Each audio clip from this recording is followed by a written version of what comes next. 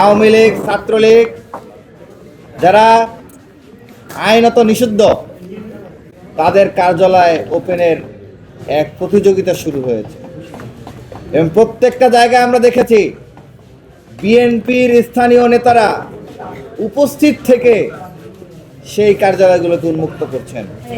আমরা দেখলাম গত কয়েকদিনে আওয়ামী লীগের শীর্ষ সন্ত্রাসী যারা ছিল, কক্সবাজারের মাদক সম্রাট বদি সহ আরো অসংখ্য সন্ত্রাসী 12 তারিখের পর তারা জামিন পেয়েছে।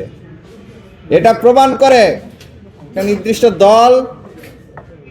নির্দিষ্ট দল তারা তাদের ক্ষমতাকে টিকিয়ে রাখার জন্য লীগের সাথে সমঝোতা করেছে।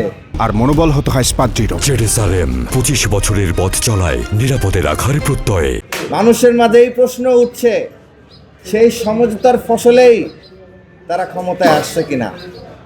দেখেন, 12 তারিখ নির্বাচন হওয়ার পরপরই প্রায় অর্ধশত জায়গায় লীগ কার্যালয় ওপেন করেছে। এটা কিসের বার্তা দেয়? এদিকে বিএনপির ছত্রছায়া ছাড়া, বিএনপির প্যাট্রোনাইজ ছাড়া এটা কখনো সম্ভব হতে পারে? আমরা মনে করি যে বিএনপি তাদের স্থানীয় নেতারা তাদেরকে নিরাপত্তা দিয়ে এদেরকে প্রকাশ্যে নিয়ে আসতেছে। এর কারণ আছে, কারণ আজকে যারা বিএনপির নেতা মন্ত্রী হয়েছেন তারা কেউ, তাদের অধিকাংশই, তাদের একটা অংশ দীর্ঘ সময় দেশ ছেড়ে পলাতক ছিলেন, দেশে ছিলেন না। তারা জানেন না দেশে কি হয়েছে। শিলং ফেরত সালাউদ্দিন সাহেব তিনি কথায় কথায় হুমকি দেন শিক্ষার্থীদেরকে, এই করবেন সেই করবেন, কিন্তু তার বক্তব্যে প্রমাণ হয় যে 5 আগস্টের আগে ছাত্র জনতা কিভাবে দেশকে মুক্ত করেছে সেটি তিনি জানেন না। আজকে তাদের জ্বালানি মন্ত্রী শিক্ষার্থীদের স্লোগানের বিরুদ্ধে বক্তব্য দেওয়ার দুঃসাহস দেখায়, অথচ যখন ফ্যাসিবাদ বিরোধী আন্দোলন চলছিল তখন সে বিদেশে পালাইছিল।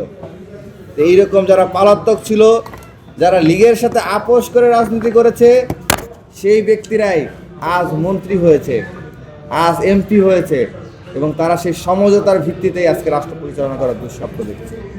আমরা তাদেরকে হুঁশিয়ারি করে বলে দিতে চাই, আপনারা যদি মনে করেন যে লীগ যেভাবে ফ্যাসিবাদ হয়ে উঠেছে ঠিক একই কাজে আপনারাও ফ্যাসিবাদ হয়ে উঠবেন, তাহলে আপনারা বোকার স্বর্গে বসবাস করছেন। ঢাকা বিশ্ববিদ্যালয়ের শিক্ষার্থীরা তো বটেই। জুলাই জনতা বেঁচে থাকতে, এই প্রজন্ম বেঁচে থাকতে, জেনজি জেনারেশন বেঁচে থাকতে আপনাদের এই দুঃস্বপ্ন বাংলাদেশের মাটিতে কখনোই সফল হতে দেওয়া হবে না।